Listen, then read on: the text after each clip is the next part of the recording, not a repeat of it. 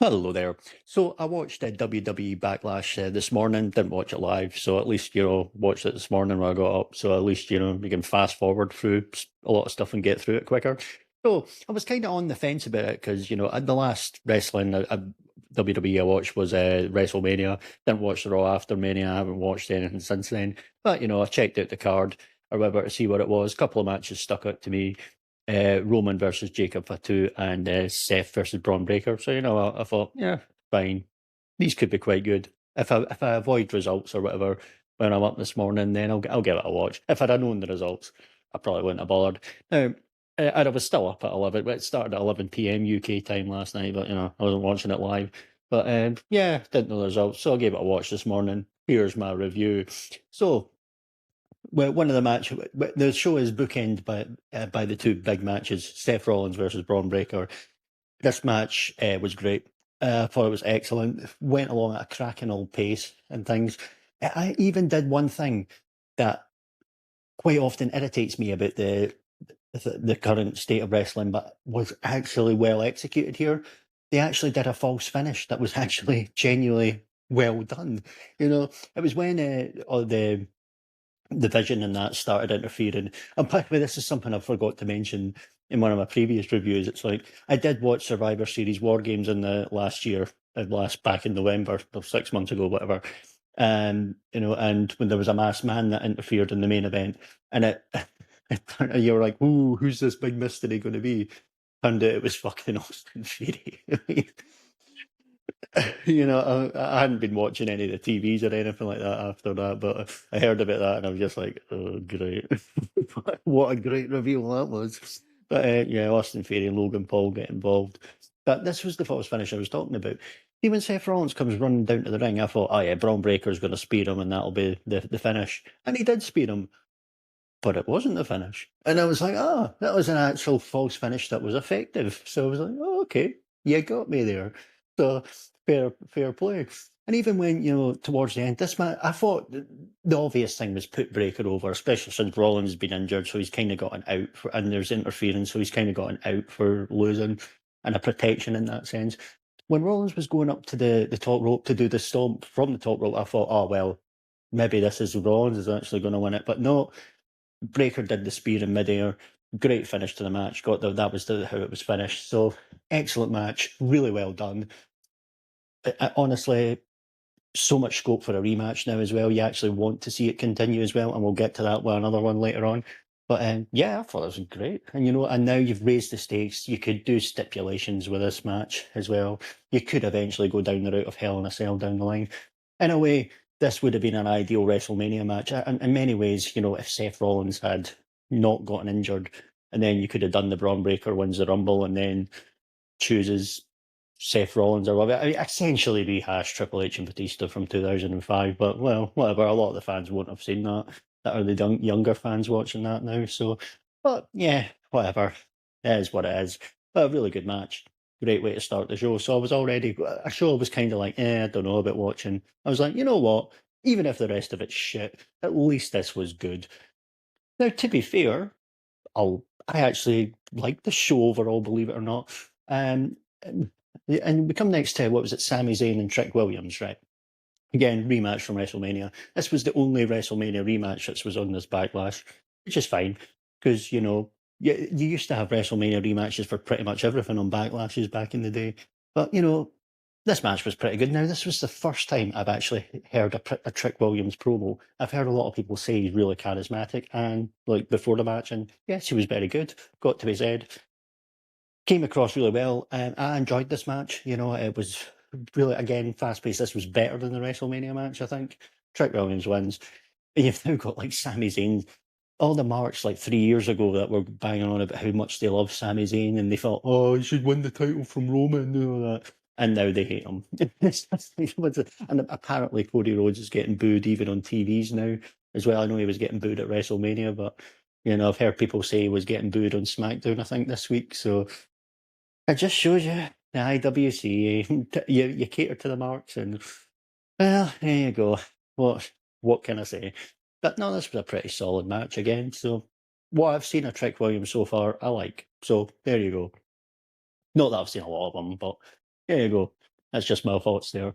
Coming up next, and this was the most pleasant of pleasant surprises. Now, when my WrestleMania review, I mentioned how much I actually hated the Danhausen John Cena Miz uh, segment when all the little mini Danhausens came out.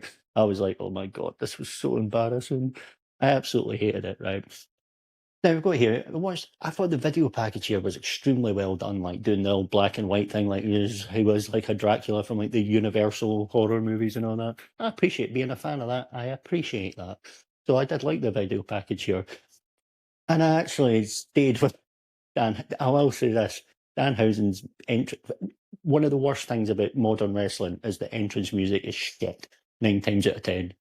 But Danhausen's music is actually kind of catchy. I did quite like it, to be fair.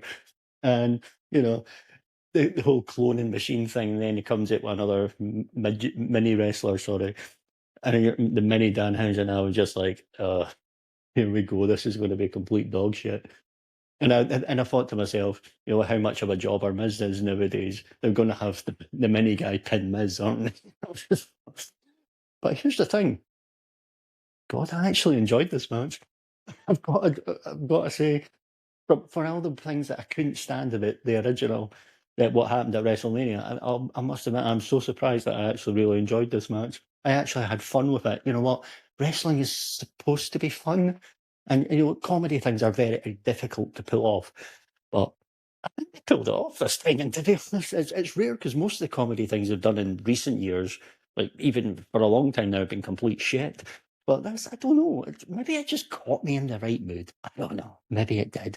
But I've only seen a couple of things from Danhausen, like in his entrance from when he came out. He first joined WWE Elimination Chamber, but now I think I'm starting to get it. And the crowd are getting into clearly getting into the whole "you are cursed" thing as well. And seemingly, I think he's got the #1 selling T-shirt as well. So, I mean, they must be happy with it. I mean, they put him in a segment with John Cena at WrestleMania, so that tells you something. You know, but I'm just pleasantly surprised by this. The match was really well done. Even when Danhausen got in the ring, it was my first time seeing him wrestle.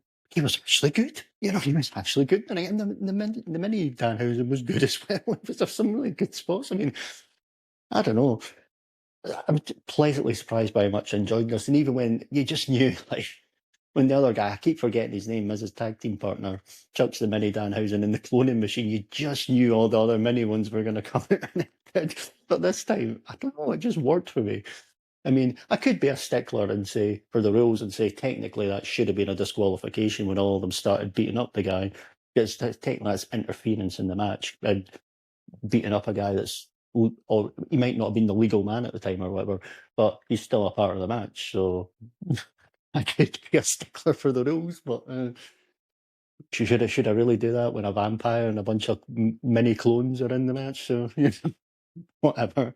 But and the little thing about Liz couldn't, because of the curse, he couldn't use the fire extinguisher, but he used it on himself. It was like, oh my god, it's Three Stooges level here. But I don't know, it just worked. Danhausen's team won. Danhausen got the pin on Miz, not the mini Danhausen, but I'm very shocked I actually enjoyed this. So I actually think there's something there with Danhausen. And the more characters in wrestling, the better. I'm all for it. And the more fun in wrestling, the better. I'm all for it. So thumbs up for me, I suppose. I'm really surprised at how much I enjoyed this, but there you go. It is what it is. So we then come to the next match. Now here we go. Here we go. We go from one end to the other. Here we go with the work rate match. And here's the thing: I enjoyed the comedy match way more than the work rate match. In fact, the work rate match for me was the worst match of the show. IWC ain't going to like me saying that, but hey, tough shit. You've got Io Sky versus Asuka. Fun fact here: none of the women's champions are on here. But I do appreciate, you want to do a women's match on a PLE without any titles involved just because of a rivalry. That's fine. I'm all for that. You know what? Fair play. The more the merrier with that. So I'm all for that. But, Io Sky versus Asuka, right? And I think this has been probably put on here mainly because there's a lot of people complaining that neither of them got on WrestleMania. Well, Io Sky was there to interfere in Rhea Ripley's match. But Yeah, I'm not complaining about Rhea Ripley not being on here because fuck Rhea Ripley, she fucking sucks. But eh, fair, I think a lot of them did complain, so they'll probably put this on here as a sort of, yeah, here's a match on a PLE now, shut up type thing. The match wasn't bad, but there's one thing I hear. Io Sky is starting to aggravate me. All the stupid flipping about constantly, the stupid over exaggerated facial expressions and the stupid waving the arms about. It's like, it's enough already. I mentioned that in my WrestleMania review. When she interferes in the match, or she comes down to help Rhea Ripley, she runs past the person, the one of the what was her name, Jade Cargill's stooges, does a somersault or a backflip or whatever, and then turns around and punches him. It's like, yeah, because that's what you do in a real fight. You know, you see that all the time in real fights, don't you? Do a somersault first, then punch somebody. But all this, I know people say, "Oh, wow, work rate." It's just aggravating. Now, to be fair, the finish was pretty well done when Asuka was going to spit in the mist and she picked up the laptop and blocked it. That was quite well done. And I will say this: is Asuka really still doing that fucking mist thing? She was doing that back in like 2019 or something like that. I mean, really? Are we still doing that? But whatever. Io Sky won. Fine. Match was all right, but my least favourite of the night. So I'll take the comedy match over the work rate match. So there you go. If you don't like that, tough shit. Then we've got John Cena and his big announcement here, and God, you can see they're really hooting out John Cena now. Now, to be fair, I mean, if you can get John Cena for ticket sales, it's completely understandable, of course. But he was coming out doing his cheesy shtick, and he was going on about Overfemi. When he started doing the fucking overstrut, it's just, oh, John, you're such a fucking cornball. Jesus, it just reminds me of how fucking annoying this guy is.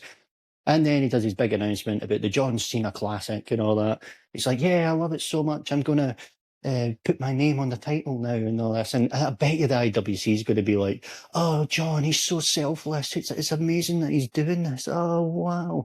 It's like, yeah, that's one way of looking at it. The other way is looking at it is like he's kind of fucking egomaniac, like having a title named after himself. I mean, that's the one thing that WWE needs, another title, doesn't it? You know, and it's sort of meant to be like current people against NXT people. And here's the worst thing about it, right? And then it's like, it doesn't matter who wins the matches, it's the fans that vote who win it anyway.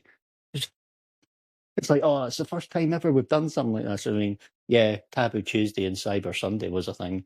You didn't choose the winner, but you choose the matches. So whatever. But the problem with that is you could honestly, right, what is the point in the matches? I mean, it'll be like, oh yeah, but if the heel hustle and all that, and then the fans will then, the internet wrestling community will probably just hijack it and go after the goofiest, worst flavor of the month one. I don't know, complete shit. I've got to be said, but and then another thing about John Cena, his cornball thing. He did it both nights at WrestleMania because he comes out before the main event and then he does and now it's your main event. It's like, he's such a annoying cartoon character. It's just, John Cena just irritates me. I'm sorry. But we come to the main event, much better here. Roman versus Jacob Fatu. This was a great match. We were bookended by two great matches. I do think Rollins and Breaker was better, but I really enjoyed this match. They made Fatu look like an absolute beast here. And every time I've seen Jacob Fatu, I've been impressed with him, you know. And now, one slight flaw, I would say, in this match was kind of the finish. Technically, Roman Reigns should have been disqualified. Technically. And I mean this in less in a comedic way than I was talking about when the mini Titans attacked that guy. Still can't remember his name. But you know, because Roman Reigns is basically grabbing the referee while he's in the Fatu's hold or whatever it's called, and then you see he grabs the turnbuckle. The referee sees him doing this to expose the turnbuckle, shoves Fatu into it, which the referee sees, and then Roman does the spear to pin him. Now, I know nowadays some people would say, well, you can't have a disqualification in the main event of a PLE now. It's just like, okay. And then to be fair, Fatu gets pinned, but he is protected and he gets his heat back big time because, you know, when Fatu batters the referee after this, he's actually kind of justified in that. It's like, you actually could have done the whole disqualification thing as well. Fatu could have been like, no, wait a minute, I don't want a disqualification. I want a match, because he obviously wouldn't win the title with that, but he was like, I want to win it, so he batters the referee anyway. But I'm nitpicking in that sense. And then he batters all the officials, continues to beat up Reigns. So I'll say one thing, you've actually set up a reason for this to continue.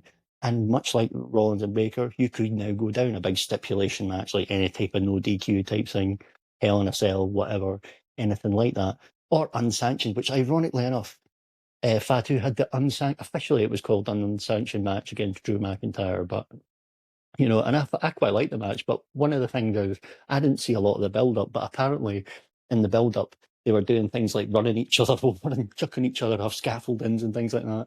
So, and then in the unsanctioned match, they're just like doing normal no DQ stuff. It's just like, okay. I mean, yeah, it's a bit of a come down, I suppose, when you put it that way. But and now the only thing is, if you did unsanctioned here, you'd have two unsanctioned matches within the space of a couple of months. Plus, as well, if it's unsanctioned, would the title be on the line? Although you could technically do an unsanctioned match in which Fatu gets a win over Reigns, which the title isn't on the line because officially, quote unquote, it's unsanctioned, and then eventually down the line you can actually then do the rubber match for the title. And again, you can do like Hell in a Cell or something like that. So you've opened up a lot of possibilities here with that, which I appreciate. So now, I don't do a hell of a lot of wrestling reviews on here, like I said. I did my WrestleMania review, and I was pretty positive on WrestleMania, even night one. But most of the people who watch all the time said it was shit. And I've not even properly listened to any other reviews, but all I had to do was type in Backlash review on YouTube. And the people that are doing wrestling reviews constantly, you've got the same old thumbnails and the same old titles in here. Absolute trash. Worst PLE ever. This is awful. And these are the people that do nothing but talk about wrestling 24/7. It's like, it does make you want. And then again, you've got me who's kind of like, who just watches occasionally. I was just like, yeah, I was entertained by that. I have no plans to watch any of the TVs going forward. Although, to be fair, I hear Blake Monroe's meant to come on to SmackDown soon, so might have to check some of that out. Not going to lie. Not the full show, so I ain't sitting for 3 hours of that shit, but might watch the Blake Monroe segments, not going to lie. But no, overall, thumbs up. I was kind of like, whatever, I don't really care if I watch it. But because there was a couple of matches I was interested in on paper, and they delivered for me, I was happy. Very pleasant surprise as well with the Danhausen stuff. So I really didn't expect to like that, but I did. Again, maybe it just caught me in a good mood. I don't know. Who knows? But yeah, it was a solid thumbs up from me. So yeah, there you go. Don't know, and I think the next PLE is like the Italy one in 3 weeks. So don't know if I'll watch that. Depends on what the card is. The other thing is, I'm not what. Keep in mind, I'm not watching these things live, so I can start fast forwarding through entrances and adverts and stuff like that. So I couldn't imagine watching these shows live constantly the way people do. I mean, I can imagine it being incredibly frustrating and incredibly boring. But yeah, for me, it was a thumbs up show. I had a good time with it.